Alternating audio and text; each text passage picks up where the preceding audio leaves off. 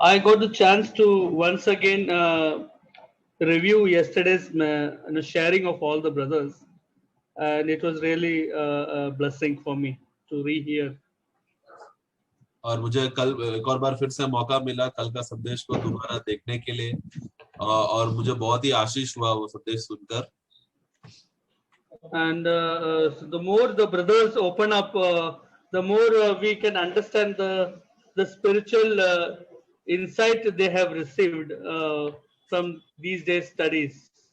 और जितना भाई लोग बात करते हैं उससे मालूम पड़ता है कि भाइयों को इन दिनों में हम लोग जब पहला कोरिन्थी के विषय में जो अभ्यास और मनन कर रहे थे उसमें कितना उनको ज्ञान मिला है. So according to the reception level of each one's spiritual we can understand the spiritual status of each one. और इस रीति से जब भाई लोग जो आत्मिक बातें वो लोग बात करते हैं उस रीति से हम लोग उनका आत्मा में कितना वो लोग बड़े हैं ये हमें मालूम पड़ता है. So this helps us to shepherd the brothers even more, to serve the brothers even more.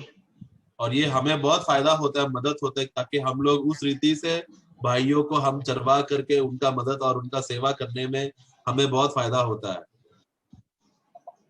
And so the brothers' condition in 1 Corinthians was revealed to Paul, and therefore Paul had to come down to their level.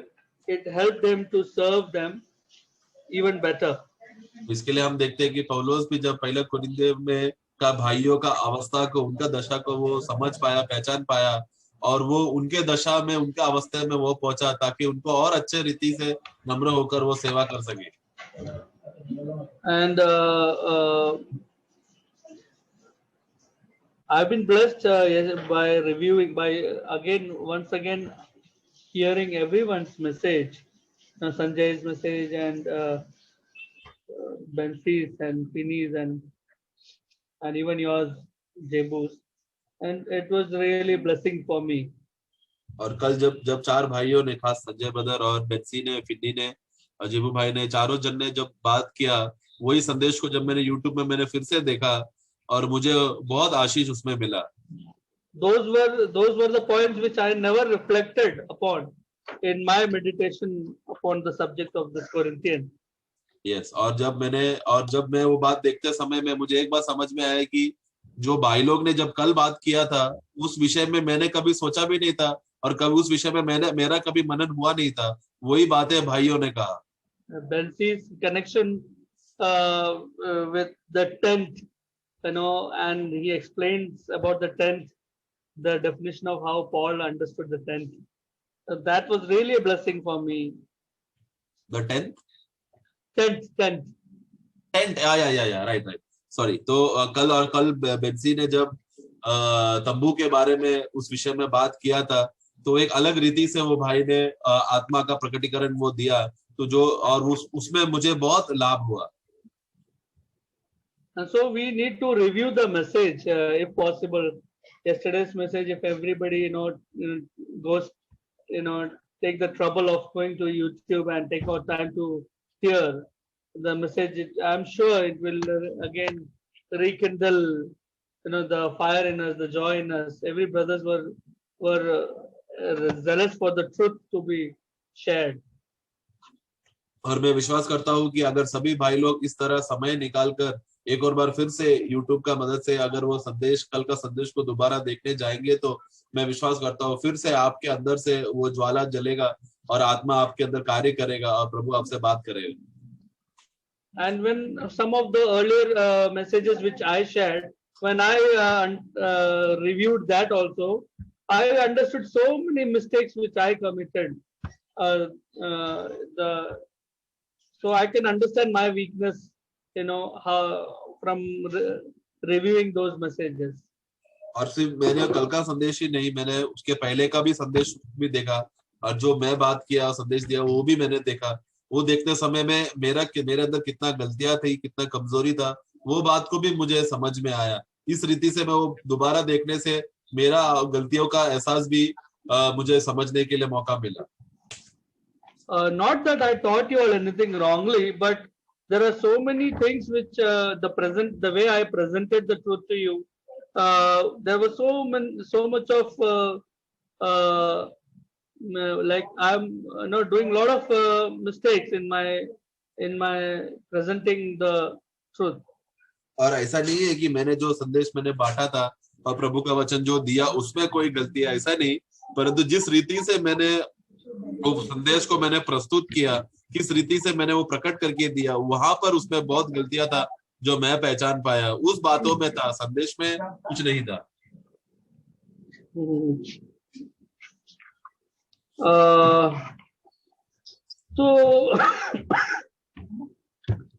And so we need to perfect ourselves in whatever ministry God has called us. और इस रीति से हमें अपने आप को सुधारना है और आगे बढ़ाना है, बढ़ोतरी करना है, जिस सेवा के लिए प्रभु ने हमको बुलाया है उस भाग में। And so if we do not do any preaching at all, then I'm the perfect guy because you cannot find any mistake in me. यदि अगर मैं कुछ प्रचार करता ही नहीं हूँ, यदि मैं कुछ बोलूंगा ही नहीं, तो ऐसा है तो फिर मैं कितना सिद्ध पुरुष हूँ, क्योंकि फिर ऐसा है तो मुझ में कोई गलती दिखेगा नहीं और समझ में नहीं आएगा। But there will be no reward to what a waste of my life.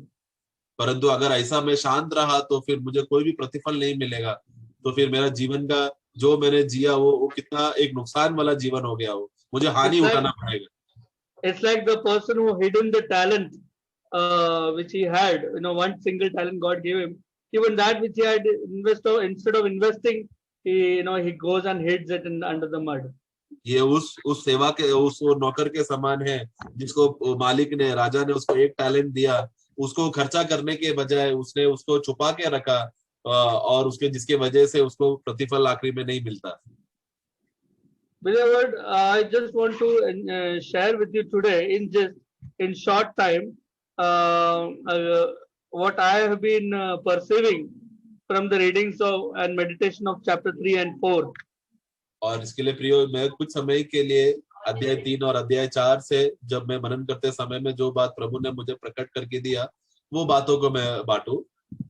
3 and 4 I have been telling you all from the day 1 is connected with each other because chapter 4 completes the chapter 3 basically. और जब से हम लोग अध्याय 3 हम लोगों ने शुरू किया था उस समय से मैं बताते आ रहा था कि 3 और 4 अध्याय दोनों साथ में चलने वाला अध्याय है, क्योंकि तीसरा अध्याय जब शुरू होते समय में उस तीसरा अध्याय की बातें अध्याय 4 में खत्म होता है, इसलिए दोनों साथ में चलता है। And so I want to encourage you by sharing my version of my enjoyment from chapter 3 and 4.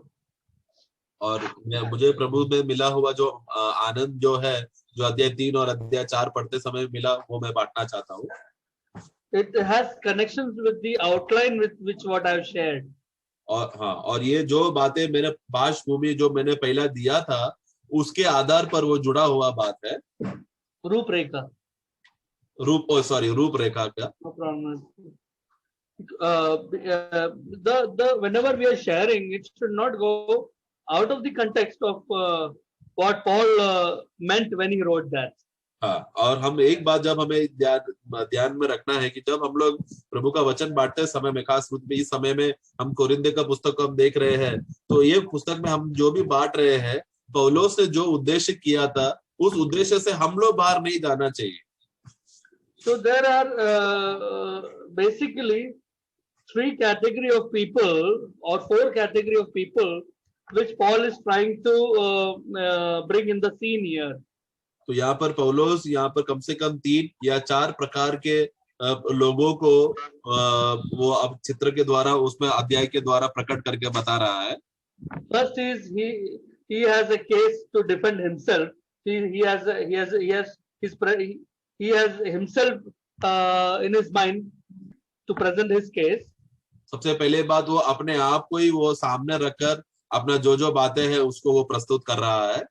Then he has got other apostles who are ministers. He brings their case, what their position and role plays. और फिर उसके बाद जो बाकी प्रेरित लोग हैं, जो बाकी सेवक हैं, जो कुरिन्थ कलीसिया में आके सेवा किया, उनका स्थान क्या है, उनका बातें वो उनको बता रहा है। And then the third category of the people are those who are being ministered. That is the brothers and sisters in First Corinthians, in the Corinth. और फिर तीसरा झुंड को हम देखते हैं, वो प्रकार के भाई लोग जो जो जो सेवा प्राप्त कर रहे हैं, यानी कि कुरिन्थ कलीसिया का भाई और बहन लोग, उनके बारे में वो है तीसरा झुंड। And in making them to understand what their position is, Paul is trying to compare them with the fourth category of people, and that is the world, the people in the world, which Right. Sanjay beautifully explained yesterday. The Yes. Jews and Greeks put together both. और फिर हम लोग जब पौलुस ये तीसरा झुंड को जब वो बात करते समय में, यानी कि कुरिन्थ कलीसिया के भाई बहनों को उनका स्थान क्या है, उनका अवस्था क्या है, उन लोग का अवस्था किस रीति से उन लोग कलीसिया में बने रहना है, ये बात जब उनको समझाने के लिए वो एक चौथा झुंड को तैयार करके बताता है। और वो चौथा झुंड संसार के लोग है।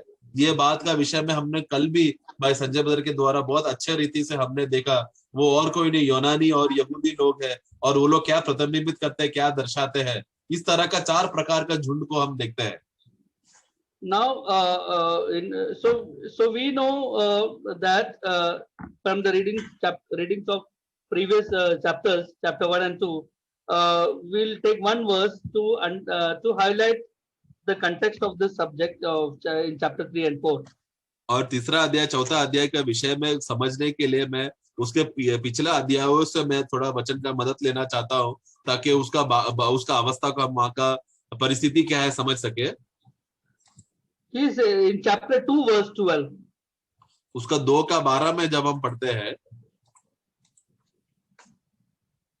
Now, yeah. परंतु हमने संसार की आत्मा नहीं, परंतु वह आत्मा पाया है जो परमेश्वर की ओर से है, कि हम उन बातों को जाने जो परमेश्वर ने हमें दी है। Amen. So this is he explained in chapter 2 the purpose of the Spirit, why God given to them. और वो दूसरा अध्याय में पौलुस यहाँ पर वो बता रहा है कि आत्मा देने का उद्देश्य क्या है। So that we may know the things that have been freely given to us by God. What all God thinks, all things what God has kept for you all to be given to you in Christ. What are those all things? How he gives his by Spirit is what he's trying to explain.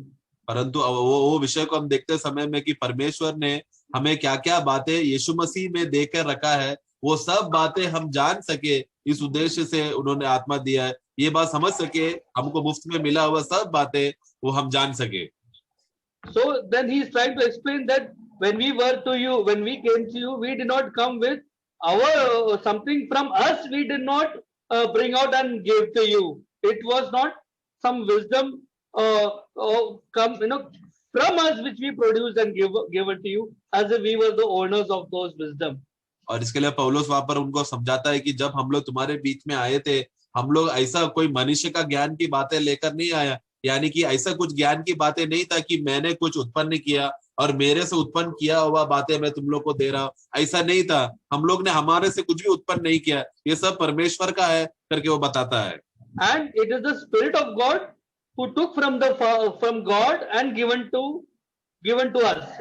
बल्कि ये तो पवित्र आत्मा है जो पिता परमेश्वर में छुपा हुआ या गुप्त का बातें था जो परमेश्वर में था, उसमें गुड़ बातें निकाल कर पवित्र आत्मा ने हमको दिया और हमने आपको दिया। So for that he is supporting verses chapter 4 verse 1. और उसके लिए therefore what how do you all must consider us? इसके लिए वो उस विषय को, उस बात को समझाने के लिए वो अध्याय 4 को 4 का एक वाक्य को बोलकर कहता है कि हमें अपने आप को हम लोगों को कैसा देखना चाहिए। Let a man so consider us as servants of Christ and stewards of the mysteries of God. 4 का 1 पढ़ेंगे। मनुष्य हमें मसीह के सेवक और परमेश्वर के वेदों के भंडारी समझे। Amen. So it is what all things are there freely given to us in God was a mystery, but God has revealed to us by Spirit, and now we give to you. For that purpose, we have been appointed as ministers as stewards. तो इसके लिए परमेश्वर का जो रहस्य बात है, जो गुप्त की बातें, जो एक समय में गुप्त था, जो कोई नहीं जानता था, वो अब आत्मा के द्वारा प्रकट हो गया है। परंतु अभी भी भेद है। वो भेद की बातें, जो बातें आत्मा ने हमको प्रकट करके दिया है, वो भेदों की बातें हम आपको बताते हैं। इसके लिए परमेश्वर की ओर से हम लोग सेवक है और भेदों के भंडारी है। So then he begins to defend his case. What is Apollos? What is Paulos?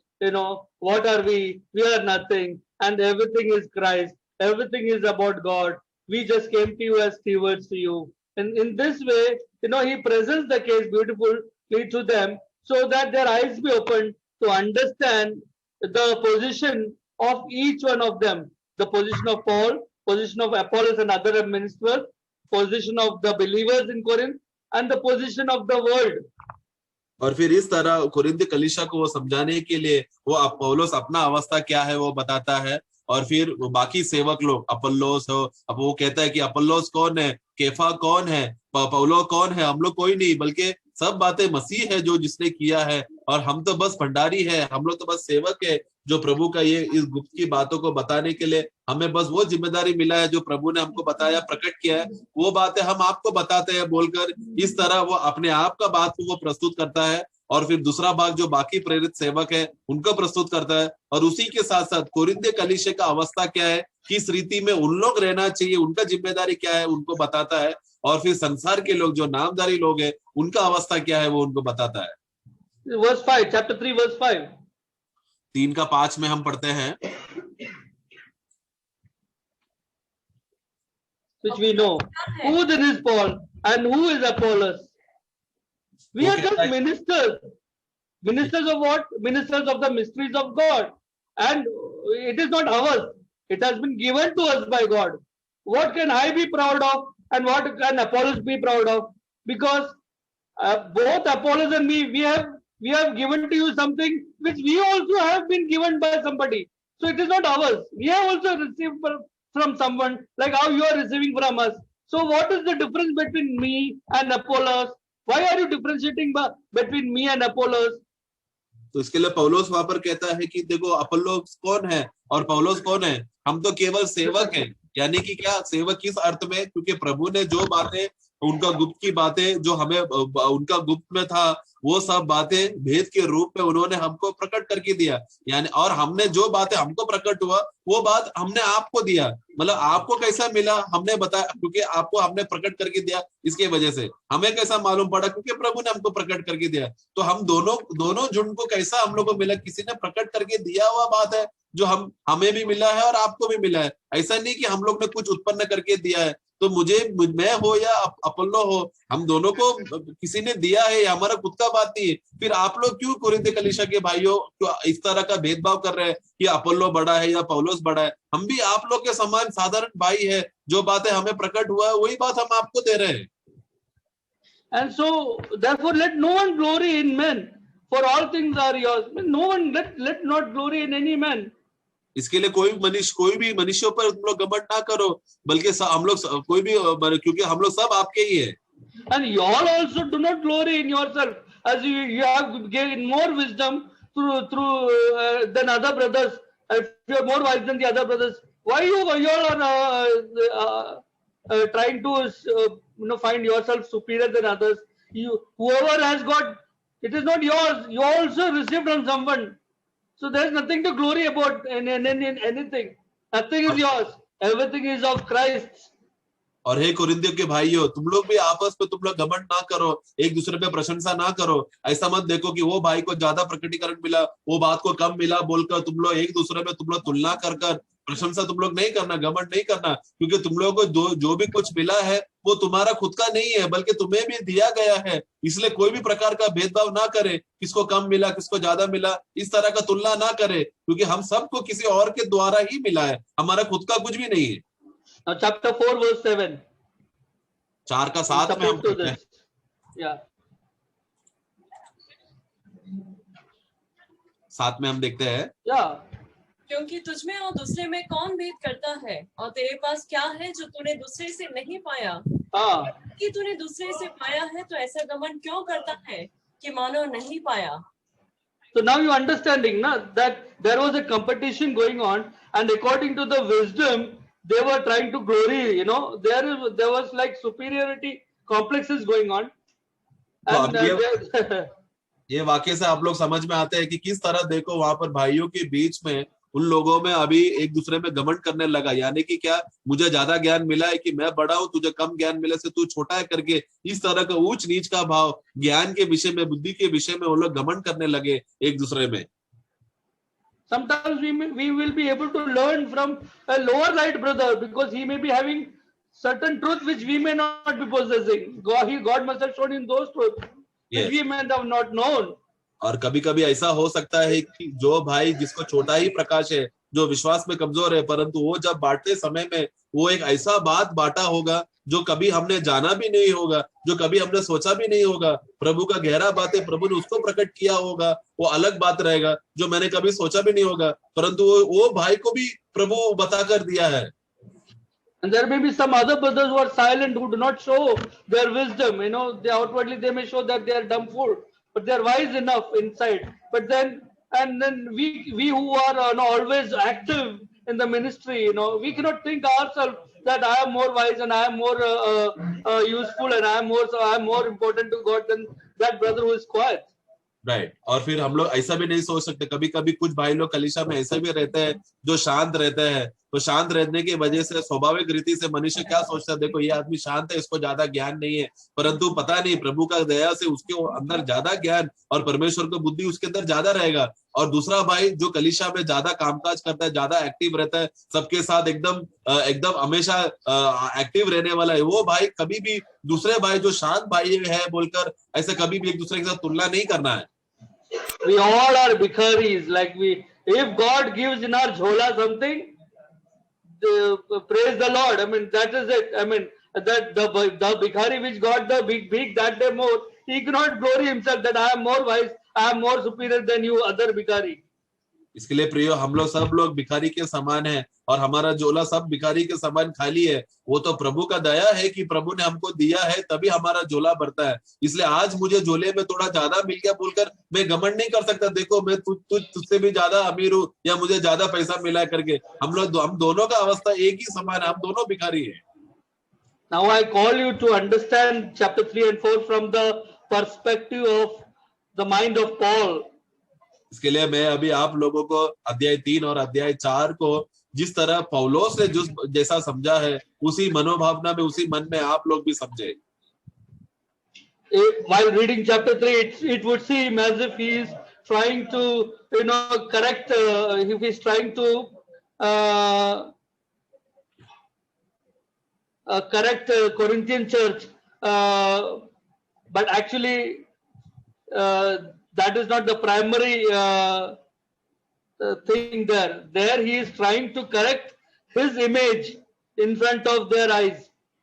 तो जब अध्याय 3 पढ़ते समय में हमें ऐसा लगता है कि पौलोस कोरिन्थ कलीसिया के लोगों को लोगों को सुधारने के लिए या उन लोगों ने कुछ गलती किया है वो बात को सुधारने के लिए उस रीति से अध्याय 3 लिखा है करके हमें लगेगा, परंतु वो उतना ही नहीं है वहां पर, बल्कि पौलोस अपना अवस्था को वो बताकर दिखा रहा है कि मैं कौन हूँ, मेरा अवस्था क्या है, मेरा सेवा क्या है, मेरा जिम्मेदारी क्या है। ये बात कोरिन्थ कलीसिया को अच्छी रीति से समझ सके, वो अर्थ में वो अध्याय 3 लिखकर अपने आप को प्रस्तुत कर रहा है।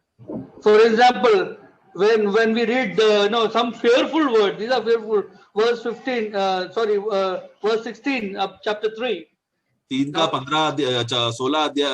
16 जब हम पढ़ते समय में 16-17 when we read, it seems like he is trying to correct the Corinthian church believers, तो 3 का 16-17 पढ़ते समय में ऐसा लगता है कि कोरिन्थ कलीसिया का जो लोगों के कुछ गलती हुआ है उनको सुधारने का कोशिश कर रहा है, इसलिए उस रीति से 16-17 लिखा है करके ऐसा हमें पढ़ने समय में लगेगा। Let us understand, let us go a little deep. Know you not that you are the temple of God and the Spirit of God dwells in you? Don't you know that? And then he says, if any man defile the temple of God, if any man, who is that if any man? तो उसके लिए हम लोग थोड़ा आओ 16-17 अध्याय थोड़ा गहराई में, वाक्य को गहराई में जाए। 16-17 कहता है, क्या तुम नहीं जानते कि तुम परमेश्वर का मंदिर हो और परमेश्वर का आत्मा तुम में वास करता है? यदि कोई परमेश्वर के मंदिर को नाश करेगा, तो उधर देखो, यदि कोई परमेश्वर का मंदिर को नाश करे, तो यदि कोई, वो कौन है यदि कोई? We think that he's talking to that particular believer or any particular believer of Corinth church, that you are the temple of God, and if you defile, if you defile your own temple, it seems like that he's talking to the Corinthian brothers not to defile your own temple. तो यहाँ पर हम लोग पढ़ते समय में यदि कोई परमेश्वर का मंदिर को नाश करे, मतलब क्या? हमें पढ़ते समय में ऐसा लगता है कि पौलुस कोरिन्थ के कलीसिया के लोगों को वो बता रहा है कि देखो, यदि कोई, मतलब क्या, यदि तुम परमेश्वर का मंदिर को नाश करेगा तो तुम अपने आप पे तुम एक नाश लाओगे करके, ऐसा पौलुस कोरिन्थ के कलीसिया को डांट रहा है। ऐसा करके हमें पढ़ते समय में ऐसा लगेगा, परंतु ऐसा नहीं है। Certainly, because see, the verse 16 ends with, "Don't you know the Spirit of God dwelt in you?" So then verse 17 should have started, "Therefore, if you defile the temple." So it is not about that particular man who is the temple of God defiling himself. It is any other man which he's talking about the outside. Basically, he was talking about himself, the apostles who are doing the work upon these believers. तो इसके लिए वहां पर देखो, वाक्य 16 जब पढ़ते समय में वो कैसा खत्म होता है, और वहां पर देखता है कि परमेश्वर का आत्मा तुम में वास करते हो। देखो, यानी कि क्या, तुम लोग परमेश्वर के मंदिर हो, इसलिए पवित्र का आत्मा तुम में निवास कर रहा है करके वो तुम, यानी कि कोरिन्थ कलीसिया के लोगों को बोल रहा है। तो अगर 16 वाक्य तुम में वास कर रहे हो ऐसा खत्म किया है एक सवाल के साथ, तो 17 वाक्य कैसा होना चाहिए था? इसलिए यदि तुम परमेश्वर का मंदिर को नाश करो, ऐसा आना चाहिए था, परंतु वैसा नहीं आया। वो किसी और के बारे में बोल रहा है, वो कोरिन्थ कलीसिया के लोगों के बारे में नहीं बोल रहा है, परंतु यदि कोई परमेश्वर, यानी कि कोई बाहर का व्यक्ति, यहाँ पर पौलुस उन लोगों के बारे में, अपने आप को और वो सेवक लोग के बारे में जो बाहर से आकर सेवा कर रहे हैं, वहां पर कलीसिया स्थापना करने का, उनका देखभाल करना, सेवा के विषय में, आत्मिक उन्नति के बारे में, उन लोगों के बारे में कह रहे हैं। यदि वो कोई बाहर वाला आकर परमेश्वर का मंदिर को नाश करे। Exactly, amen. I hope you're trying understanding what my point which I am trying to put forth here. Of course, if any man means it includes he himself also. Right. तो इसलिए मैं विश्वास करता हूँ कि आप लोग, मैं जिस उद्देश्य से मैं कहना चाहता हूँ आप लोग समझ रहे हैं, क्योंकि वो 17 में कहते समय में यदि कोई परमेश्वर का मंदिर, यदि कोई करके बोलते समय में उसमें पौलुस भी आता है। यदि कोई परमेश्वर का मंदिर करे तो वो पौलुस भी उसका, yeah, Paulus, any man which includes that particular person also who is the temple of God. Even if he defiles himself, then also God will destroy. And but this particular verse 17, if any man, means I was actually trying to talk about the ministers who came to Corinth church to plant and water. Right. तो इसके अभी देखो, इसलिए यदि कोई परमेश्वर का मंदिर को नाश करे बोलते समय में, वो कोई, मतलब वो कोई भी व्यक्ति हो सकता है जो पहले से परमेश्वर का मंदिर है, विश्वासी, वो कोई भी। परंतु पौलुस जब ये वाक्य 17 लिखते समय में वो किसके बारे में कह रहा है? वो उन सेवकों के बारे में बात कर रहे हैं जो बाहर से आकर कलीसिया में आता है, बीज बोता है और सेचता है, पानी डालता है, कलीसिया के लोगों को, अंगों को उन्नति करने के बात है। वो बाहर के सेवकों के बात कर रहा है।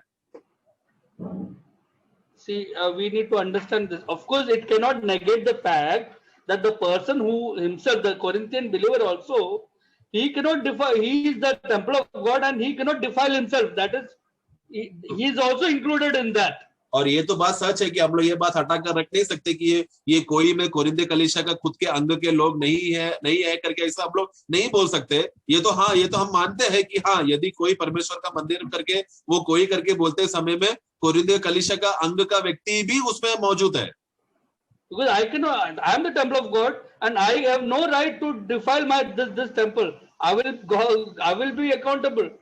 तो इसके लिए, क्योंकि मैं परमेश्वर का मंदिर हूँ और मैं मंदिर को मैं नाश नहीं कर सकता, क्योंकि मुझे जवाबदारी देना है, मुझे उसका सारा लेखा देना है। But here verse 17 is not about that. Paul is trying to defend his case. His case. When we came to you, I laid a proper foundation. So I know the work which I did, how I did, because you are the temple of God. I know what you are. You may not know that you are the temple of God, but I know that you are the temple of God.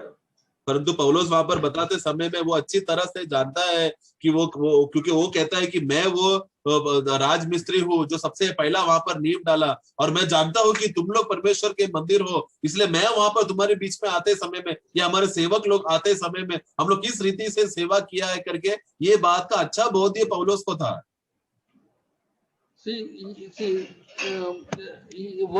Verse 6. See, verse 6 supports this. He is figuratively speaking. और So that if any man is basically those ministers who were sent to Corinth to minister. तो वहां पर यदि कोई परमेश्वर का मंदिर को नाश करे बोलते समय वो कोई करके समझते समय में हम लोग वो समझना है वो कि वो एक दृष्टांत के रूप में वो बात करके कह रहा है, जो सेवक लोग बाहर से आए उन लोगों के विषय में कह रहा है। चैप्टर 4 वर्स 6, सॉरी अध्याय 4 का 6 में जब हम पढ़ते हैं वहां पर हम स्पष्टता देख सकते हैं। Okay, what does it say? And these things, what all written, no, chapter 3, entire chapter 3 and the beginning of the 4, these things, brethren, I have transferred to myself and apostle.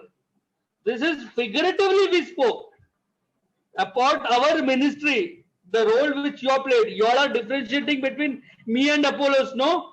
So I am telling this so that you may know that when we came to you, we came to you like fools. We like nothing of ours. We are mysteries of God. We brought from God and gave to you, and there is nothing that you should glory in us, neither in me, neither in Apollos. You should not differ from one another. There is nothing. So he's saying these things we are figuratively speaking. Actually, I was talking about Apollos and myself, about whom you all are now, trying to distinguish and contend and fight.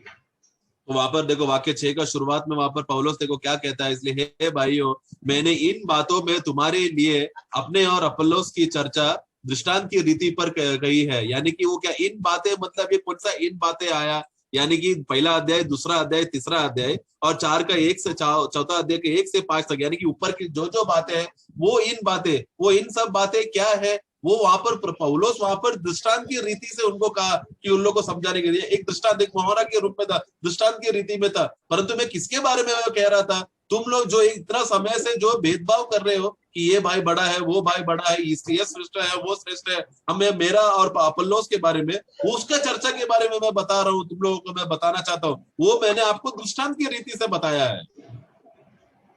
It was verse 13 of chapter 3. 3 का 13 में हम देखते हैं, each one's work will make up manifest. Who's he is talking about? He is talking about his work and Apollo's work. And Cephas or anybody who came there.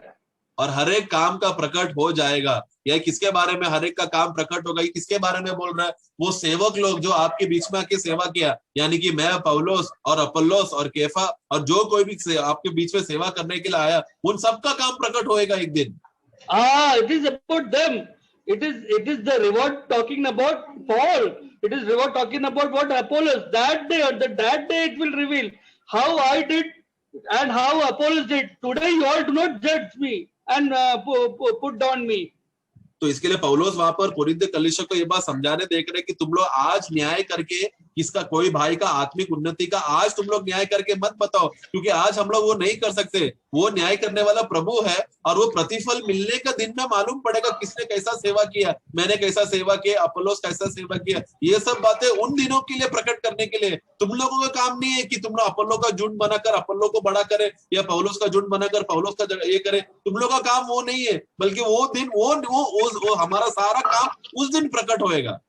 Of course, आगे चल के afterwards when the truth will be revealed, more truth when they receive, God will use the Corinthian believers to minister like apostles and in the building of a work of God. But at this stage, they do not have any material to build.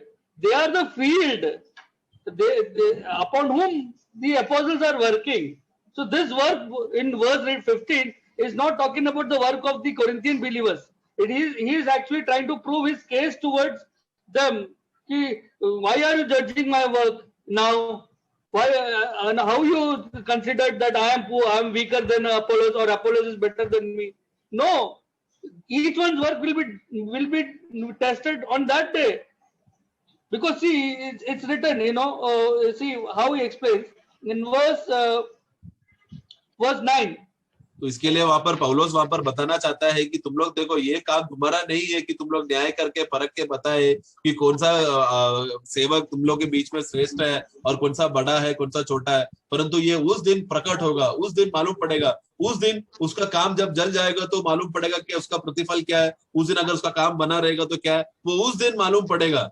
उसमें हम लोग वाक्य 9 में हम जब पढ़ते हैं, तो क्योंकि कोरिन्थ कलीसिया का अवस्था क्या है अभी देखो, वो ये तो बात सच है, पौलुस और बाकी सेवक के लोग सेवा करते करते कोरिन्थ कलीसिया के लोगों को आगे चलकर उन्नति मिलेगा, और वो उन्नति के मिलने के वजह से कोरिन्थ कलीसिया में भाई लोग तैयार होकर वो लोग सेवा कलीसिया को संभाल सकता है। परंतु अभी इस समय में कोरिन्थ कलीसिया का अवस्था क्या है, वो लोग अभी बस एक खेती के समान है, खुला मैदान के समान है। उनके पास कोई भी ऐसा बातें नहीं है कि आपस में तुम लोग सेवा करके उन्नति करो। इसके लिए हम लोग सेवक बनकर आए ताकि आप लोग को उन्नति दे सके। They have not reached the case where they can plant, or they can water, or they can get mysteries from God and give to others. They have not reached that level. They are very carnal stage, very low level stage. तो वहां पर Corinth कलीसिया का अवस्था में ऐसा, उधर Corinth में कोई भी भाई नहीं था कि परमेश्वर की ओर से डायरेक्टली परमेश्वर का भेद को वो लोग प्राप्त करके भाइयों को बांटे, या फिर कोई नींव डाले, या फिर कोई पानी डाले, कोई सींचे। कोरिन्थ कलीसिया के अंदर में ऐसा कोई भी पहुंचा नहीं था उस मुकाम पर इस रीति का गहरा सेवा करने के लिए। So in verse 9, he says, while this apostle maintains that we are ministers, but what are you? We are fellow workers, but what are you? Verse 9.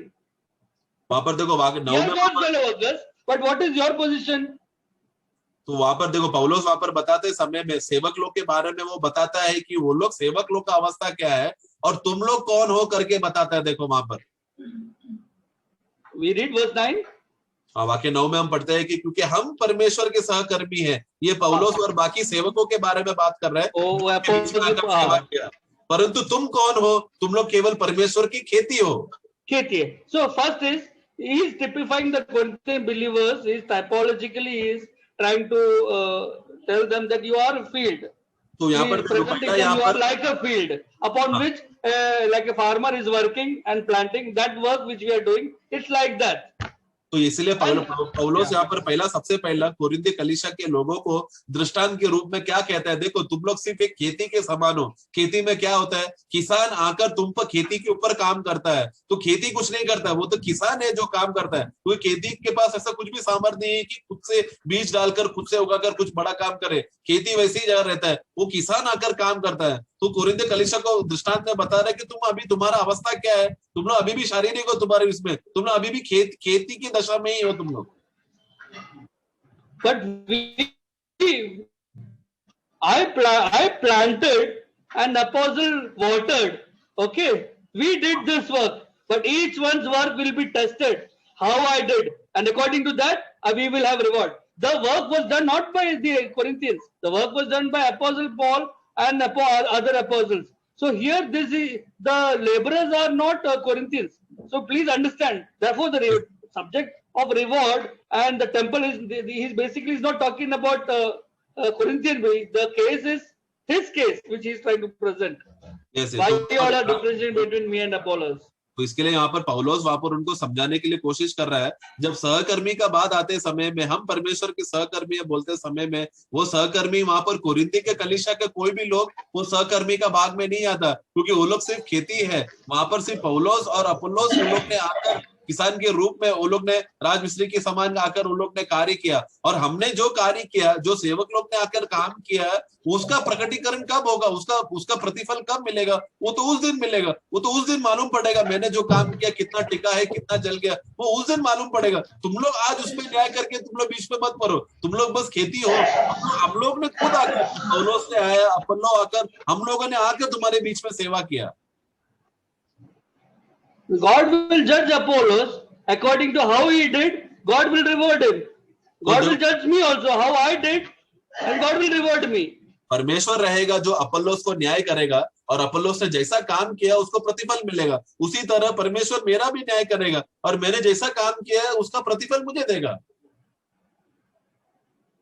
Second typology he gives is your building, your God's building. और दूसरा दृष्टांत वहां पर देते समय में कि तुम लोग परमेश्वर की रचना हो, यानी कि तुम लोग परमेश्वर की इमारत हो। But the peculiarity of Paul here above other apostles is that here God used Paul to lay the foundation which is no other man can lay, which is Christ. Yes, तो इसके लिए लेकिन यहाँ पर पौलोस और बाकी सेवकों में थोड़ा एक फर्क वहां पर दिखता है, क्योंकि परमेश्वर ने स्वयं पौलोस को वहां पर एक बुद्धिमान राजमिस्त्री के नायत उसको परमेश्वर पौलोस को इस्तेमाल करता है, और पौलोस ने वहां पर उस बुद्धिमान राजमिस्त्री के समान उसने एक नींव डाला, और इस नींव के ऊपर और कोई दूसरा नींव नहीं डाल सकता, वो पौलोस ने ही किया है, और हम जानते हैं वो नींव मसीह है। And we know perfectly, that this is a tried and tested cornerstone which was laid by Paul in the Corinth church. Tried and tested, perfect one. The work which Apostle Paul did. और हम जानते हैं कि जो कोने का पत्थर का खासियत क्या है, ये एक परखा हुआ कोने का पत्थर है, और वो कोने का पत्थर को इतना अच्छे से परखा हुआ कोने का पत्थर जो मसीह है उसको नींव में डाला गया है, जिसने पौलोस ने इस्तेमाल किया वो कोने का पत्थर को। Verse 15. And sorry, after that the next typology he gives is verse 16. You are the temple of God. और उसके बाद वो क्या कहता है, अगला दृष्टांत वो कहता है कि तुम परमेश्वर के मंदिर हो।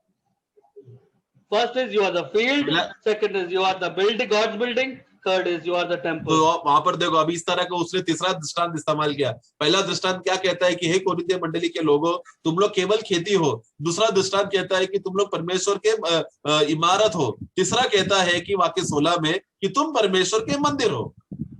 How we build, now it is ministers or laborers who are responsible for you. How we build, when I built upon you, I must be careful that I do not bring any wrong teaching and defile this temple. Right. Because God will destroy the man whoever defiles this temple. He was trying to explain his work, not the work of Corinthian believer, that he has to maintain, that particular person has to maintain his own temple, or else God will destroy him. He's talking about the outsider who was building, who was actually taking care of this temple.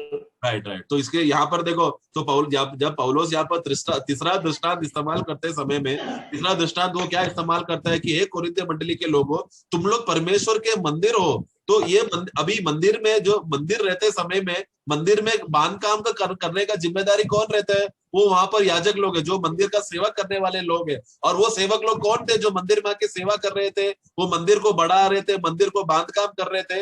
वो और कोई नहीं, पौलोस और Apollos और बाकी बाहर से आया हुआ प्रेरित और सेवक लोग है जो वहां पर सेवा कर रहा था। तो इसके लिए ये सेवक लोग जो बाहर से आकर सेवा करते समय में, इनका जिम्मेदारी क्या है कि ये लोग डरते हुए, कांपते हुए, परमेश्वर का भय में और अधिकार में रहते हुए, आत्मा का नियंत्रण में बने रहकर कोई भी अन्य उपदेश, कोई भी गलत उपदेश ना लाए। क्योंकि ये पौलुस को अपने आप को संभालना है। यदि मैं कोई गलत उपदेश लाया तो मैं क्या कर रहा हूँ? परमेश्वर का मंदिर को मैं उसको नाश कर रहा हूँ, मैं उसको गिराने की कोशिश कर रहा हूँ। इसलिए पौलुस वहां पर कहता है कि यदि मैं अगर उस मंदिर को नाश करेगा तो परमेश्वर मुझे नाश करेगा। For time being, it may seem and it may appear that Paul has become so self-conscious, trying to defend his image, as if he is, so much self-centered. Brother, it is not so. Please, let us not look at it from that angle. देखो, इसलिए जब ये भागों को पढ़ते समय okay, sorry. यार, इसलिए ऐसा भागों को पढ़ते समय में ऐसा लगेगा कि ये क्या पौलुस अपने आप को इतना, अपना इज्जत को बचाने का कोशिश कर रहा है, इतना स्वयं में वो क्यों आ गया है, वो क्यों ऐसा हम लोग को पढ़ते समय में ऐसा लगेगा। परंतु प्रियो, हम उस नजरिया से हम लोग ये बात को ना देखें। यहाँ पर पौलुस को इस रीति से कार्य करने के लिए एक बहुत बड़ा उद्देश्य था, इसलिए पौलुस ऐसा कर रहा था। The moment the Corinthian judged the Paul, that his teaching was not right, proper. It is Apostle Apollos who gave us the proper wisdom. The moment this thoughts came, immediate the direct attack is going to the doctrines and the teachings of Christ. It is Right. not going to Paul. It is as if the attack was going to through Christ. We need Yes, to yes. understand that Paul was just representing, or he is the embodiment of the truth. He just came there in a body form, but sharing the truth. But the truth was Christ himself. of Christ. Yes, It yes. is direct. If anybody is rejecting Paul, it is rejecting Christ. This is that serious matter.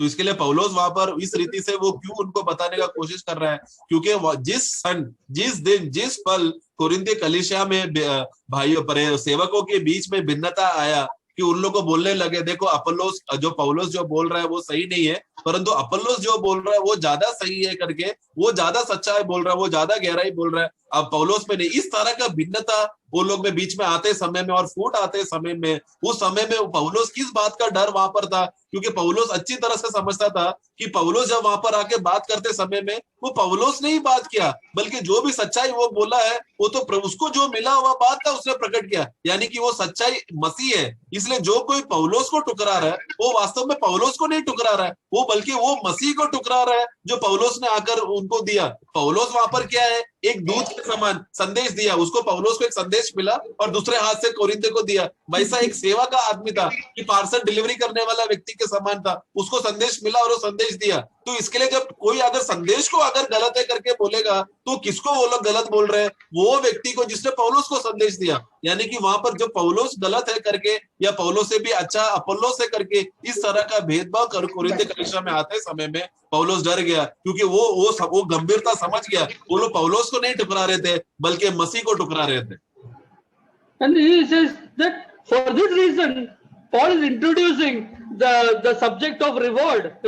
That I understand that every work that if I do, there is a reward in heaven that is kept for me.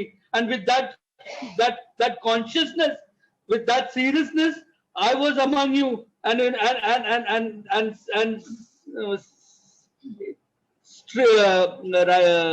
sincerely we served you as a steward, bringing the mysteries of God. इसलिए पौलुस ये बात को समझते हुए वो पौलुस वहां पर इसके लिए वहां पर प्रतिफल का बात वहां पर उनके सामने बात बताता है। वो प्रतिफल क्योंकि वो पौलुस वहां पर उनको जताना चाहता है कि देखो हम जो भी सेवा कर रहे हैं, हम बाहर से आके जो भी सेवक लोग सेवा करते हैं वो सेवा के हिसाब से हम सबको प्रतिफल मिलने वाला है, इसलिए हमें प्रतिफल मिलेगा करके मालूम है। हम लोग वो डरते हुए और गंभीर रीति से रहते हुए और शुद्ध मन और शुद्ध विवेक से आप लोगों के बीच में आकर सेवा किया, अपने आप को प्रस्तुत किया। ये वो डर पौलुस में था, इसीलिए वो वहां पर प्रतिफल का बात लाता है। Actually, I'll tell you what. When Apostle Paul was in Corinth, he was like he did not come with any words of wisdom or instructed anything to them. He just presented Christ to them. He lived the message of the cross. He lived the word of the cross. He was the embodiment of the cross there. And because he says that Christ was, it pleased Father God to reveal Christ in me. And so in this way he presented Christ. He was among them. He lived like Christ. He did not instruct like Apostle other Apollos or other who came with instructions and words of wisdom. They did not yet hear from him the words of wisdom. Now in these letters, through these letters, he has actually begun the work of instructing. तो पौलुस जब उनके बीच में आकर सेवा करते समय में वो कुछ सिखाने के लिए या कुछ बताने के लिए ऐसा कुछ बातें लेकर वो वहां पर पौलुस नहीं आया था, बल्कि पौलुस वहां पर मसीह का ज्ञान को प्रस्तुत करने के लिए आया, वो मसीह को बांटने आया। यानी कि वो मसीह का जो बात है वो मसीह को स्वयं ही वहां पर अपने आप को उनके बीच में प्रस्तुत करके दिया। वो एक जीवित क्रूस का संदेश था, वो स्वयं ही क्रूस का संदेश उनके बीच में जीकर उनको सामने जीकर दिखाया। बल्कि बाकी पौलुस और पत्रोस कैफा जब आते समय में वो लोग ज्ञान की बातें और कुछ सुधारने वाले बातें उनके बीच में लाया था, परंतु अपोल्लोस वैसा नहीं था। लेकिन जब ये खत लिखते समय में पौलुस तब तक उनको सुधारने वाला ज्ञान की बातें कुछ बताया नहीं था, परंतु ये खत के द्वारा पौलुस के अंदर का जो सच्चा ज्ञान है और जो बातें हैं, संदेश है जो कोरिन्थ कलीसिया में सुधारने का जरूरत है, वो बात ये खत के द्वारा अपने आप में प्रकट करके दिखा रहा था। He was the one who birthed them. He is the one who showed them the Father's love to them. to the sinners, and through the message of the cross, through the living of the cross testimony, he showed to them, how Father God loved you all, and by sacrificing his son. So he lived that life practically, then instructing them, doctrines and teachings. तो पौलुस जब उनके बीच में आते समय में जिस तरह पौलुस वहां पर, पौलुस कौन था? पौलुस वो व्यक्ति था जो कोरिन्थ कलीसिया के लोगों को वहां पर जन्माया था। वो उनका एक आत्मिक पिता था और पौलुस वहां पर जिस तरह स्वर्गीय पिता अपना पुत्र को देकर अब बचाने के लिए वो पिता का वो प्रेम प्रकट किया था, उसी तरह पौलुस भी कोरिन्थियों उनके बीच में जाते समय में वो पिता का प्रेम, वो पितापन, वो अधिकार, पितापन का अधिकार उनके बीच में उसने रखा। वो प्रेम को खाली दर्शाया, वो कुछ बातें ये करो वो करो ऐसा सब बातें आज्ञा वो नहीं दिया, बल्कि वो प्रेम को उनके बीच में जी कर दिखाया। Yes, and so that is in chapter 4 verse 14. और 4 का 14 में जब 15, chapter 4 verse 14-15. 4 का 14-15 में जब पढ़ते समय में हम देखते हैं, so look at this, look how he is trying to defend his case, और पौलुस वहां पर अपने आप को वो वहां पर बताता है, अपने आप को बचाने का, यानी वो प्रस्तुत करता है कि क्या क्या बातें हैं, अब पौलुस की ओर से वो बातें बता रहा है। Verse 14 onwards. मैं तुम्हें लज्जित करने के लिए ये बातें नहीं लिखता, परंतु अपने प्रिय बालक जानकर उन्हें चिताता हूँ, क्योंकि यदि मसीह में तुम्हारे सिखाने वाले 10,000 भी होते तो भी तुम्हारे पिता बहुत से नहीं, इसलिए कि मसीह यीशु में सुसमाचार के द्वारा मैं तुम्हारा पिता हुआ। सो मैं तुमसे विनती करता हूँ कि मेरी सी चाल चलो। And then we read verse 17-18, we'll come to know the character of Paul. और 17-18 पढ़ते समय में वहां पर हम लोग पौलुस का स्वभाव को हम देख सकते हैं। इसलिए मैंने तीमुथियुस को, जो प्रभु में मेरा प्रिय और विश्वासियों के पुत्र है, तुम्हारे पास भेजा है, और वह तुम्हें मसीह में मेरा चरित्र स्मरण कराएगा। देखा चरित्र, see, he was more important to present his character to them. तो देखो पौलुस वहां पर जब तिमोथी को वहां पर खत लिख के भेजते समय में पौलुस वहां पर अपना चरित्र कैसा है वो बात उनको दोबारा स्मरण कराने का उद्देश्य में था, पौलुस का वो इच्छा उनके बीच में। So it's like a fatherly heart, that which is different than what makes it differ than the other brothers, because other brothers are ministers, but he is minister plus his father. Yes, तो which इसके is लिए but others do not father them. तो इसके लिए पौलुस वहां पर बाकी सेवकों से वो अलग था, क्योंकि पौलुस वहां पर उनके पिता का अधिकार था उनके ऊपर, क्योंकि वो उनका आत्मिक पिता था और वही उनको सुसमाचार देकर वो उनके आत्मिक बच्चे बन गए थे। इसलिए पौलुस का तो उनके पास भले तुमको हजार लोग शिक्षक लोग अलग से रहेंगे, परंतु मैं तुम्हारा पिता, शिक्षक भी हूँ और पिता भी हूँ। इसलिए वो पिता का प्रेम पौलुस को कोरिन्थ कलीसिया के लिए था। And so verse chapter 3 verse 14, if anyone's work which he has built on it endures, he will receive a reward. और 3 का 14 में जब पढ़ते समय में हम देखते हैं, और जिसी का काम उस पर बना हुआ स्थिर रहेगा तो वो मजदूरी पाएगा। You see no underline the word endures. स्थिर रहेगा, बना रहेगा, उस पर बना हुआ स्थिर रहेगा। Paul is trying to tell them, my work, do you think I'm a fool? I was fooling around with you. I'm serious. I know the value of the work. I know how serious this work that is going to result into. It is going to result into an eternal reward for me. तो पौलुस वहां पर उनको बता रहा, देखो मैं तुम्हारे बीच में आते समय में मैं मजाक करके तुम्हारे बीच में काम किया ऐसा नहीं है, बल्कि मैंने जो काम किया उसका गंभीरता मैं जानता हूँ, क्योंकि मैं जो भी काम करते समय में वो बना रहेगा और वहां पर अनंत काल का राज्य में एक बहुत बड़ा प्रतिफल का कारण बनेगा। उतना गंभीरता में मैं तुम्हारे बीच में किया, मैं मजाक मस्ती कर नहीं सकता था तुम्हारे बीच में। So I laid the foundation which is Christ in you. तो और मैंने वो नींव मैंने डाला जो मसीह है। Beloved, I'm telling you, there are so many cults operating. It's all because whoever those believers in those particular cultist churches are, is because the proper foundation was not laid in that church, whether it is Seventh-day Adventist or whether it is Jehovah's Witness or Jehovah's Jesus or anywhere. How blessed we are that the correct foundation has been laid in us, प्रियो, इसलिए आज दुनिया में देखते समय में कितना धोखा देने वाला उपदेश है जो इस दुनिया में अभी भी है, और बहुत से लोगों को ये झूठा उपदेश से लोगों को बहकाया जा रहा है। हम देखते हैं जो यीशु नाम के लोग हैं जो शब्बत के लोग हैं और 7वां दिन के लोग हैं, ये लोग सब लोग क्यों इस रीति से गलत उपदेश बांटकर लोगों को बहका रहे? क्योंकि उनकी खुद के अंदर सही नींव नहीं आने की वजह से है। परंतु मैं प्रभु को धन्यवाद देता हूँ कि प्रभु ने हमको वो सही और वो सच्चा नींव में हमें खड़ा बना रखकर स्थिर रखा है। And if Apostle Paul was a false Paul or for false apostle or a evil one, wicked one, he is saying that according to my work I will be judged. If it does not endure, it will burn up and I will lose, and greater will be my judgment. When he knows that, I did not fool around you. तो इसके लिए पौलुस वहां पर, और पौलुस उनको ये बात एहसास दिला रहा है, देखो अगर झूठा प्रेरित हूँ या फिर मैं कोई झूठा सेवक हूँ तो मैं उस बात का गंभीरता मैं जानता हूँ, क्योंकि मेरा काम उस दिन अगर मैं झूठा रहा तो मेरा उस दिन काम बना नहीं रहेगा बल्कि जल जाएगा और मुझे हानि उठाना पड़ेगा अगर काम जल जाएगा। तो वो गंभीरता पौलुस जानता है। इसलिए पौलुस वो कह रहा है कि मैं तुम्हारे बीच में इस तरह का मजाक मस्ती करके या टाइम पास करने के लिए मैं नहीं आया, इस बात का गंभीरता मैं जानकर मैं तुम्हारे बीच में आकर सेवा किया हूँ। Look at this, verse 14. If anyone, chapter 3, verse 14. If any man's work, verse 15. If anyone's work, verse 17. If anyone defiles, you please understand, this is not talking about the Corinthian believers. This is talking about the ministers who came there and how they worked there. Their work will be tested, is what is Paul trying to explain to them.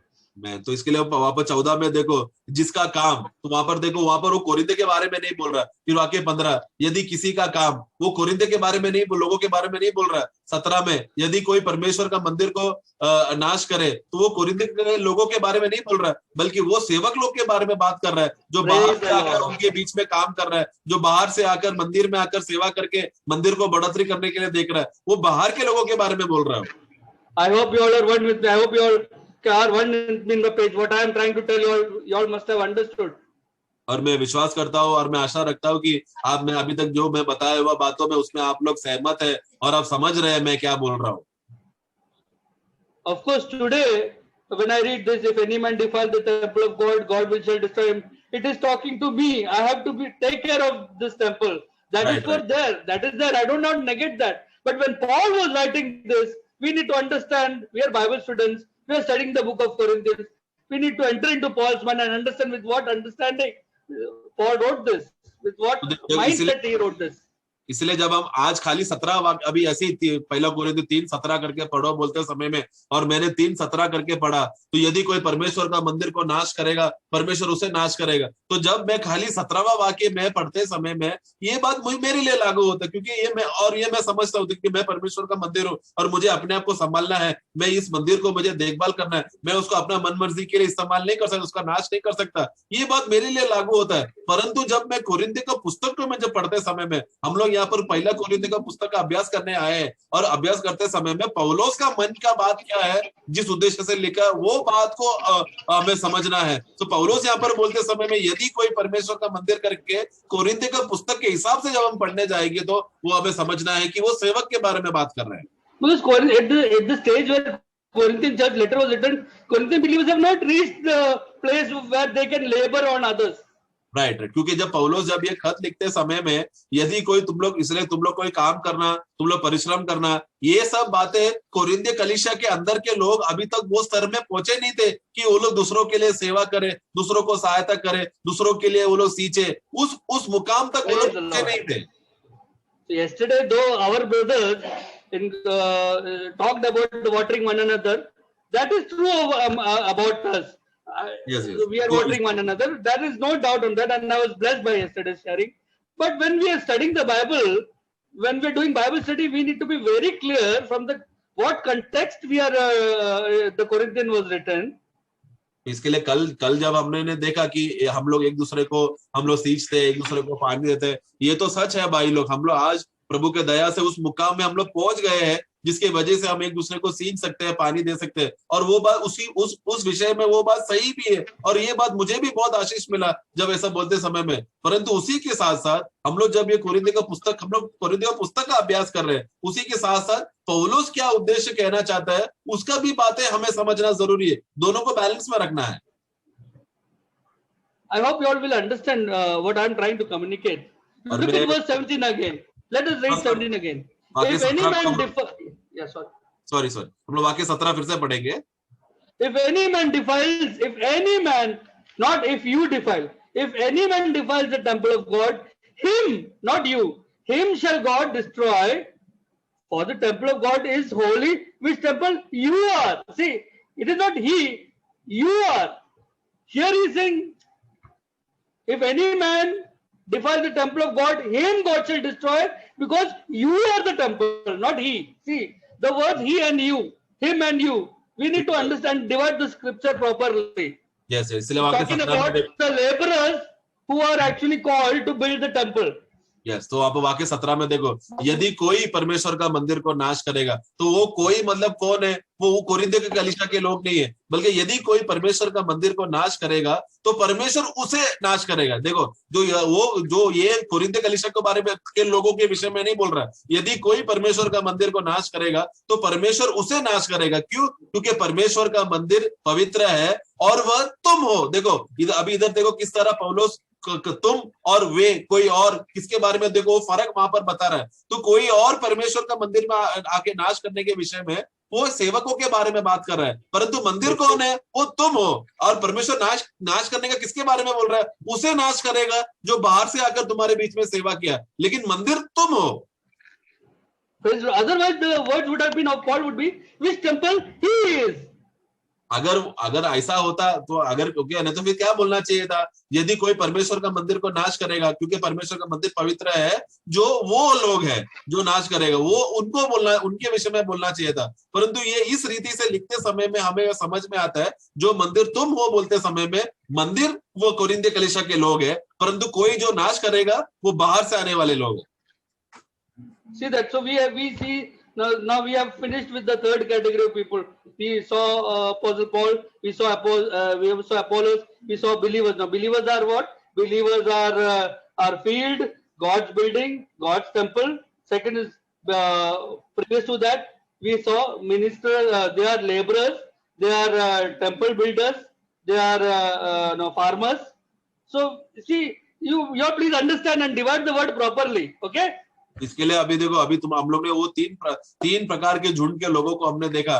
एक है कि पौलुस जो अपने आप को किस रीति से अपना बात को वो प्रस्तुत करके बताता है, जो राजमिस्त्री है उनके बीच में रहा, और फिर वो बाकी सहकर्मी विश्वासी लोग जो उनके बीच में आकर सेवा किया, अपोल्लो और केफा, उनके बारे में भी कहता है कि वो लोग भी उनके मसीह के प्रभु के साथ, पौलुस के साथ सहकर्मी लोग हैं जो साथ में आकर काम करके बढ़ोतरी किया. और तीसरा झुंड था जो कोरिन्थ मंडली के लोग. कोरिन्थ मंडली के लोग कौन थे? वो लोग खेती है, प्रभु का मंदिर, जो लोग इमारत है और परमेश्वर के मंदिर है. Okay, now I think after everything is clear, now I wanted to get into deeper thing regarding the reward, but we can take a pause and let other brothers speak if there is a time. Have I taken more time? No problem. The next thing is the subject is the reward part, which regarding gold, silver, precious stones. But that we can go if we can take a break if you want. Yes. तो इसके लिए अभी इसका आगे का विषय और भी है जो प्रतिफल के विषय में है, जो सोना चांदी बहुमूल्य पत्थर के बारे में है. उस विषय में अगर प्रभु सहायता करे तो हम लोग अगले बार उस विषय में हम देखेंगे. तो अभी तक विषय में हम लोग जो भी सुना है, अगर कुछ भाइयों को अगर कुछ इसके अलावा कुछ बांटना है तो भाई लोग बांट सकते हैं. The fourth category of the people which I didn't mention is regarding the worldly people, regarding the wisdom with which they run after, and that God considers it foolish. All the brothers have spoken about it very nicely, and I don't think so that I need to highlight that particular part. Paul, in comparison to the Corinthian believers, he is bringing the worldly people and telling them they are seeking after wisdom which will perish, but you are seeking wisdom, and that wisdom will cause eternal benefit to you. And to explain that, he writes verse chapter 3 from 18 to 22 onwards. और फिर चौथा प्रकार के जो झुंड के वहां पर हम देखते हैं कि जो संसार के लोगों के बारे में वहां पर वो कहता है जो संसार का लोग क्या है, वो लोग सिर्फ संसार का ज्ञान के बारे में वो लोग खोजते हैं, उनका विषय हमेशा संसार के ज्ञान के बारे में है। इस विषय में बाकी भाई लोगों ने बहुत ही अच्छी रीति से बताया है, इसलिए मैं इसके लिए इसमें कुछ ज्यादा मैं बोलना नहीं चाहता, क्योंकि उसी विषय में जो भाई लोग ने बताया वही काफी है। पर पौलुस वहां पर सिर्फ इतना उनको बताना चाहता है कि ये संसार का लोग क्या कर रहे हैं, वो संसार का ज्ञान को खोजते हैं और वो परमेश्वर के निकट मूर्खता है और वो नाश हो जाएगा। परंतु हम जो असली ज्ञान जो हम जो दे रहे हैं उसका कीमत अनंतता का है, वो उतना समय तक उसका मूल्यता रहेगा। तो इस तरह वो अन्य जाति के बारे में या संसार के लोगों के बारे में वो फर्क, वो झुंड के बारे में वो बताता है। यदि अगर 18 से 22 तक पढ़ेंगे तो उसमें आप लोगों को समझ में आएगा उस विषय में वो कहता है। वो I'll try to help you all if you just for helping every brothers to put their share of contribution. Verse 20. Can we read verse 20 of chapter 3? और 3:20 में हम पढ़ते हैं, और फिर प्रभु ज्ञानियों की चिंताओं को जानता है कि व्यर्थ है। Praise the Lord. The Lord knows the thoughts of the wise that they are vain. Means it's futile. It is going to perish. It has no eternal value. It is gone till the mud only. तो प्रभु इस संसार के ज्ञानवान लोगों का चिंता क्या है, उनका ज्ञान क्या है, प्रभु जानता है। वो व्यर्थ है, यानी कि वो मिट्टी का है, वो ज्यादा समय तक बना नहीं रहेगा। But the wisdom which is coming from above, that endures forever. That will stand the time of testing. परंतु जो ज्ञान ऊपर से आ रहा है वो ज्यादा समय तक वो सहेगा, ज्यादा समय तक वो टिकेगा, सदा के लिए टिकने वाला है और वो बना रहने वाला ज्ञान।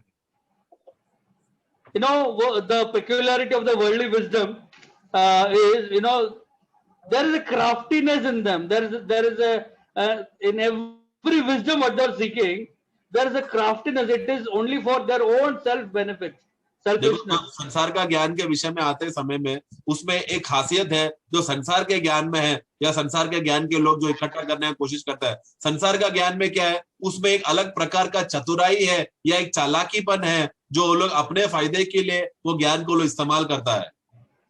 But the message of the cross is exactly opposite.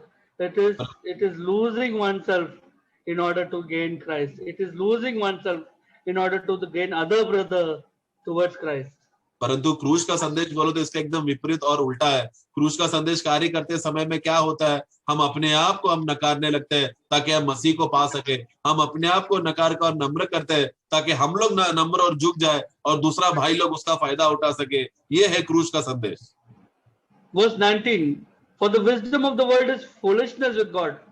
क्योंकि संसार का ज्ञान क्योंकि संसार का ज्ञान परमेश्वर का निकट मूर्खता है, जैसा लिखा है कि वह ज्ञानियों को उसकी चतुराई में फंसा देगा। Regarding the reward, what did the Lord say? Can we read in Matthew chapter 6? हम लोग प्रतिफल के विषय में आगे यदि अगर हम देखा जाए तो मत्ती का सुसमाचार अध्याय 6 में हम क्या देखते हैं। See this crafty man, how he will behave. एक चालाक व्यक्ति कैसा काम करेगा। This is regarding the thoughts and the intention of a man who thinks he is wise.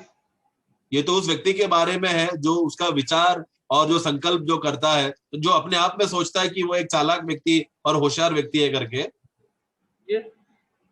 Concerning them, why the Lord is connecting that with the laying treasure in heaven? I'll tell you in chapter 6 verse 19. I'll start with 19 and get वो back प्रभु क्यों उनका ज्ञान का विषय वो स्वर्ग में ज्ञान इकट्ठा करने के विषय में, वो धन इकट्ठा करने के विषय में बोलता है करके हम लोग 19वां वाक्य से पढ़ेंगे तो हम समझ सकते हैं। Do not lay up for yourself treasures on earth. और अपने लिए पृथ्वी पर धन इकट्ठा ना करो। So any man who wants to be wise in this world, the worldly wisdom, is because in this world he wants to be somebody, something, and some treasure he is actually, that is laying up treasure on the earth. तो इस संसार में यदि कोई बुद्धिमान होना चाहता है तो वो क्यों उद्देश्य में क्या उद्देश्य रहता है, क्योंकि वो इस संसार में कुछ बनना चाहता है, कुछ चाहता है कि वो बड़ा बने, इसके लिए वो ज्ञानवान होने देखता है, जिसकी वजह से वो क्या करता है, पृथ्वी पर धन इकट्ठा करने लगता है। That is but if you carefully read, immediate to this, prior to this, Lord has said something. It is in that connection laying of treasure is mentioned. तो What देखो, is परंतु जब ये वाक्य 19 लिखते समय में इसके पहले ऊपर का कुछ बातें प्रभु ने बोला है, उसके आधार पर था प्रभु 19 में कहता है कि तुम पृथ्वी पर धन इकट्ठा ना करो, 17? जो हम 17 में पढ़ते हैं, Sorry, 16 onwards. Sorry Very 16। fast. Do not be like the hypocrites with a sad countenance, for they disfigure their face, that they may appear to be men to be fasting. Assuredly, I say to you, they have their reward. देखो, इसलिए देखो वहां पर जो 16 में पढ़ते समय, जब तुम उपवास करते समय में उन कपटियों के समान तुम ना रहे, जो लोग उदासी का चेहरा दिखाते हैं और वो लोग मुंह बनाते हैं, क्योंकि उन लोगों को लगता है कि ऐसा करने से उन्हें वो उपवास किया है करके बताने के लिए। मैं तुमसे सच कहता हूँ कि उन्हें अपना प्रतिफल पा चुके हैं। Verse 18. So you do not appear to men in fasting, but to your Father who is in the secret place. ताकि And your लोग, Father who sees in secret will reward you openly on that day.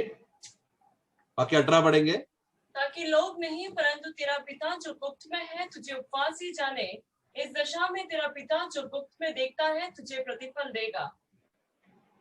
So there is a day which Paul is talking about. On that day, the reward will come. And how will God reward? According to the thoughts and the intention of but how he did. So I fasted, he also fasted, but both will get, only one will get reward, the other will lose the reward. Why? इसके लिए पौलुस यहाँ पर जब बोलते समय में देखो, एक दिन प्रभु ने ठहराया है जब सब लोगों को प्रतिफल मिलेगा, और वो प्रतिफल लोगों का प्रभु ने उनका मनों को और उनके इच्छाओं को, उनके सब भावनाओं को जांच कर उसको मिलने वाला है, क्योंकि उदाहरण तो वो उसके हिसाब से प्रभु उनको प्रतिफल देगा। तो प्रतिफल देते समय में यदि दो व्यक्ति अगर उपवास किया रहेगा, तो प्रभु के उस दिन जब हम देखते समय में एक ही जन को प्रतिफल मिलेगा, दूसरे को प्रतिफल नहीं मिलेगा, भले दोनों उपवास किया रहेगा। It is related to earning reward in heaven. God is writing, Jesus is saying, verse 19, do not lay your treasure on the earth, but in heaven. इसके लिए देखो प्रभु वहां पर वाक्य 19 में जब वो लिखते समय में, मत्ती 6:19 में, वो प्रतिफल मिलने के आधार उद्देश्य पर था। प्रभु कहता है कि तुम पृथ्वी पर तुम लोग धन इकट्ठा ना करो। That's why believers now, how we conduct our life here, how we are laboring over here with our thoughts and intention, how sincerely in Christ, for the glory of Christ, not for glory, for my own glory, to show yourself, I am a better preacher, than others over here, to show that I am conducting Bible study here, God is seeing the thoughts and the intention of the people's heart, how they are laboring. Each one of us over here. Therefore, if you keep quiet, you are losing the reward because you are not of any use to other brothers. And therefore, I encourage every brothers to with the good intention, so that God, who sees your intention, will reward you, that day openly. Who sees yours secretly. प्रभु वहां पर इस विषय में वो कहते समय में वो प्रतिफल के बारे में कहता है, तो वहां पर तुम लोग हर एक व्यक्ति का, प्रभु सब व्यक्तियों का रहस्य, उनने जो भी सोचा है, संकल्प किया है, वो सब बातों का प्रभु उनका न्याय कर उन सबको प्रभु प्रतिफल देगा। तो जिस उद्देश्य से, जिस मनो अवस्था से तुमने सेवा किया है, प्रभु के लिए कार्य किया है, उसके हिसाब से रहेगा। हमने यहाँ पर जो चाल चलन किया, जो बातें हमने सोचा है, वो उस दिन प्रकट होगा और उसके हिसाब से प्रभु हमको प्रतिफल देगा। इसके लिए मैं आप लोगों से मैं बहुत दरख्वास्त कर रहा था इतने समयों से, इतने दिनों से, कि तुम लोग शांत नहीं रहना, क्योंकि यदि अगर तुम शांत रहोगे प्रभु के सेवा के विषय में, तुम लोग कुछ भी नहीं कर रहे हो, यदि कुछ भी नहीं करोगे तुमको प्रतिफल नहीं मिलेगा। परंतु मैं वो शुद्ध मन से, विवेक से, मेरा ये उद्देश्य था कि आप लोग अगर बात करोगे उसके हिसाब से प्रभु उसको बात को परखेगा और आपको प्रतिफल देगा। And one, as led by the Holy Spirit, if the Holy Spirit leading him to be silent, he must keep mum, he must speak silent, he must be silent. लेकिन हमें एक दूसरा बात समझना है कि पवित्र आत्मा अगर वो व्यक्ति को, यदि वो नियंत्रण कर रहा है और वो व्यक्ति को कह रहा है कि उसको चुप बैठने के लिए, शांत बैठने के लिए, तो पवित्र आत्मा कह रहा है तो वो चुप बैठना ही चाहिए। Even my silence will be tested. Why am I silent? Everything is God is going to test our thoughts and intention, brothers. क्योंकि मैं जब शांत बैठा हूँ, मेरा शांत बैठने का अवस्था को भी वो जांचा जाएगा, उसका भी प्रभु प्रतिफल दे, उसको भी प्रभु जांच कर उसको तोला जाएगा और वो प्रतिफल दे। क्यों मैं क्यों शांत बैठा था, वो सब बातों को प्रभु तोलेगा, मेरा सब बातों को प्रभु देखेगा, हर सोच, मेरा हर विचारों को प्रभु देखेगा। For example, if it is a time to give praise to the Lord, or to give glory to the Lord through your testimony or through your sharing or anything. At that time, if you keep quiet, you are basically going against the moment of the Spirit work who is working in you. Because see what happened in the Jerusalem before Jesus Christ was entering.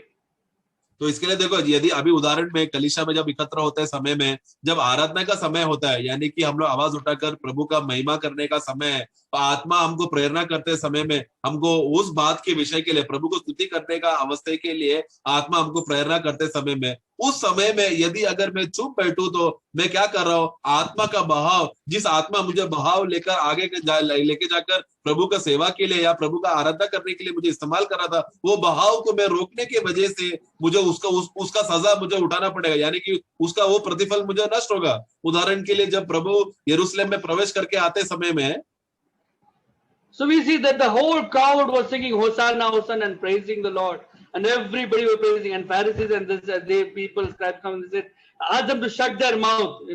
What did Jesus say? If they shut their mouth, the stones will rise up and praise, and they will start shout praising the Lord. Look at this. प्रभु जब यरूशलेम में प्रवेश करते समय में गधे के ऊपर के बैठकर आते समय में वहां पर क्या हो गया, पूरा लोग वहां पर एकदम आनंद से होसाना होसाना करके चिल्लाकर वो लोग आराधना कर रहे थे और राजा को वो लोग स्वीकार रहे थे। परंतु जो फरीसी जो शास्त्री लोग हैं, उन लोग ने कहा, रबी अपने लोगों को बोल कि तू चुप बैठने के लिए। लेकिन प्रभु ने क्या कहा, मैं नहीं बोल सकता, क्योंकि अगर ये लोग चुप बैठेंगे तो ये फतरे गूंज उठेंगे, ये फतरे आराधना करेंगे। देखो वहां पर प्रभु वो क्या कहना चाहता है। Lord, please understand the value of each instrument God has given to us. We have to glorify our Lord through our ears, through our eyes, through our nose, through our mouth, through our hands. Everything has to be used for the glory of God.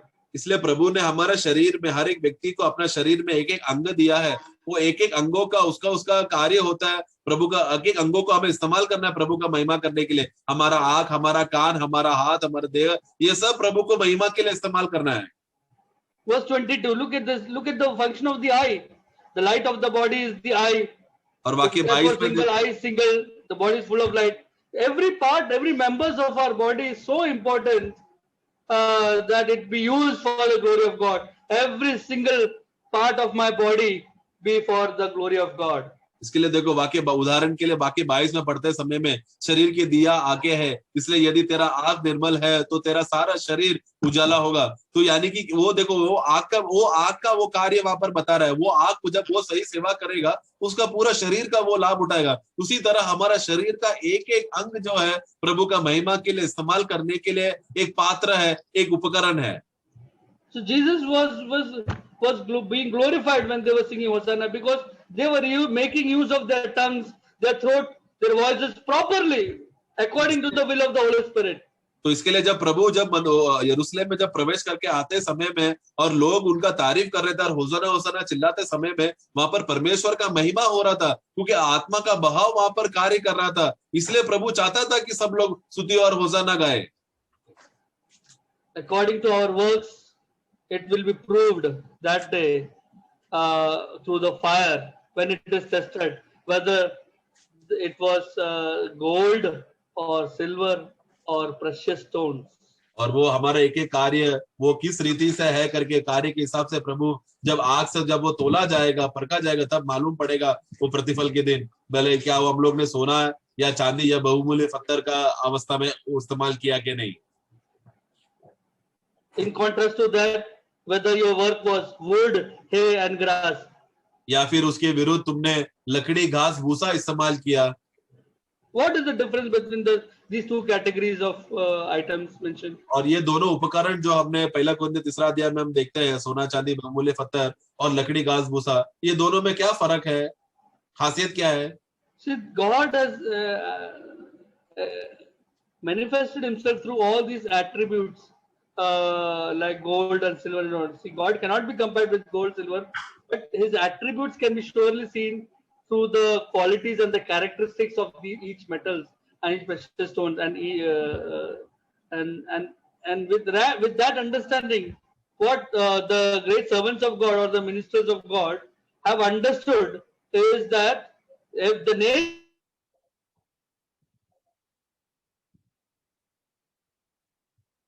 that which will not perish, that which will not get burnt up, that which will not end up, that which is not vain, that which is not has a limitation only till the grave on this earth, but that which will be carried forward, even it has its value even in the till eternity.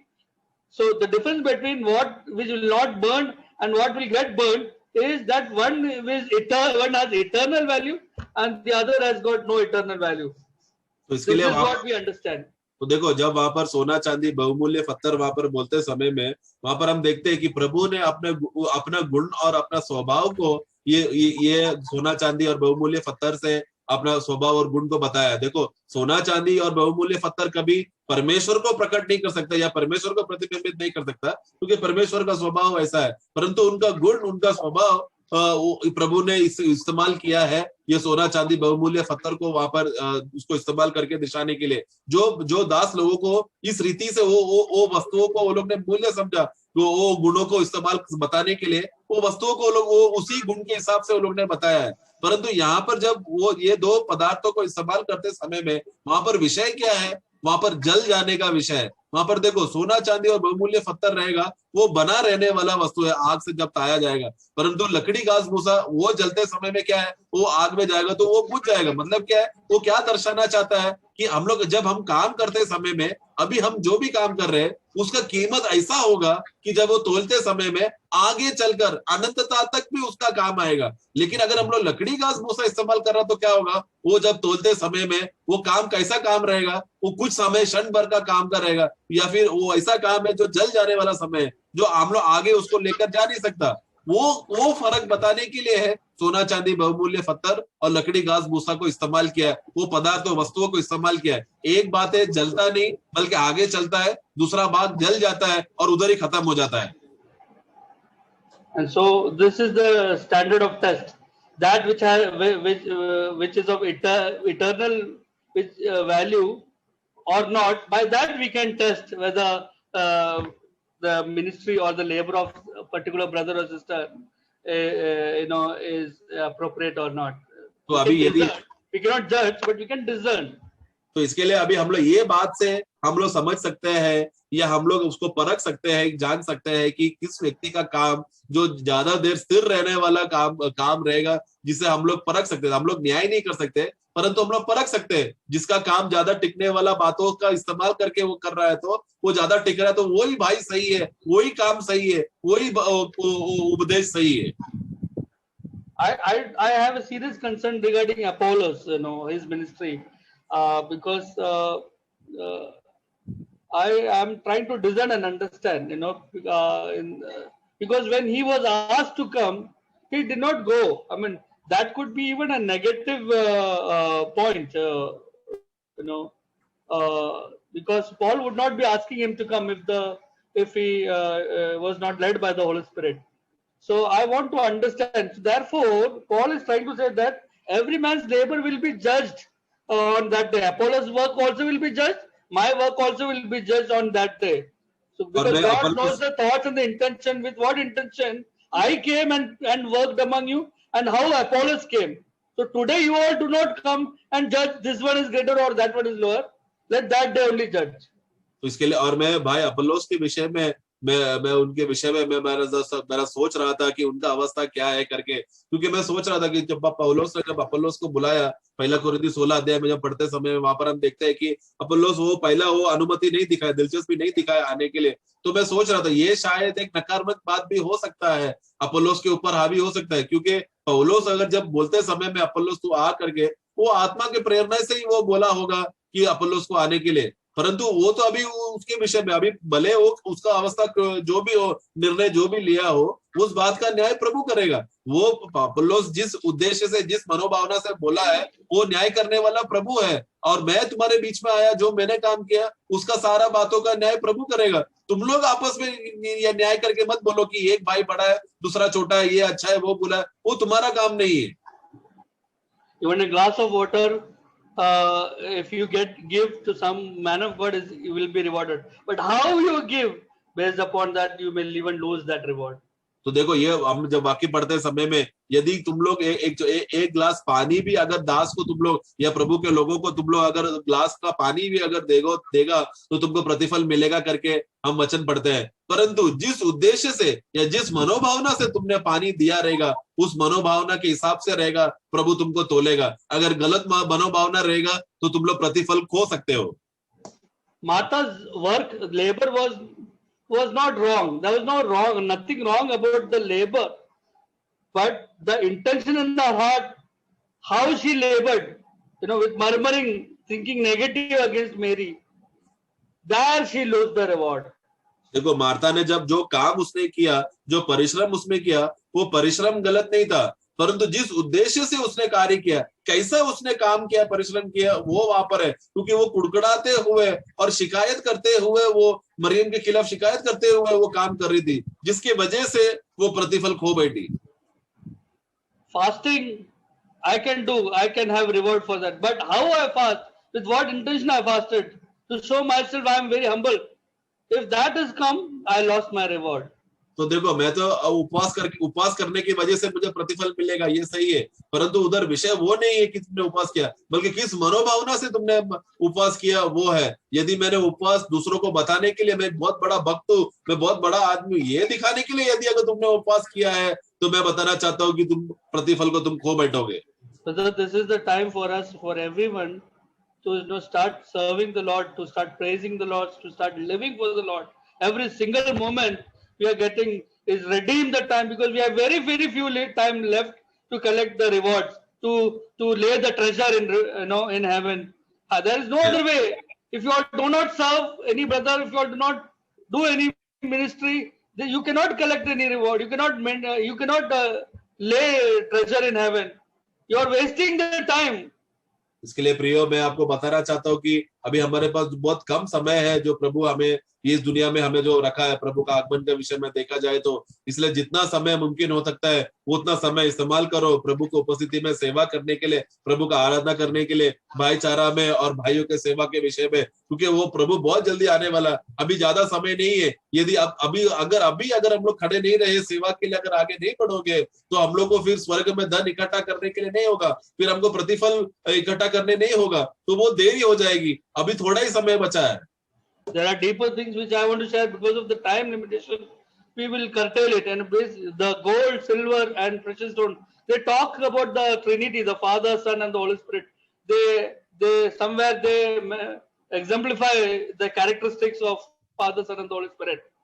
और फिर मुझे समय नहीं है, ज्यादा नहीं है, इसलिए मैं यहाँ पर मैं कम करना चाहता हूँ।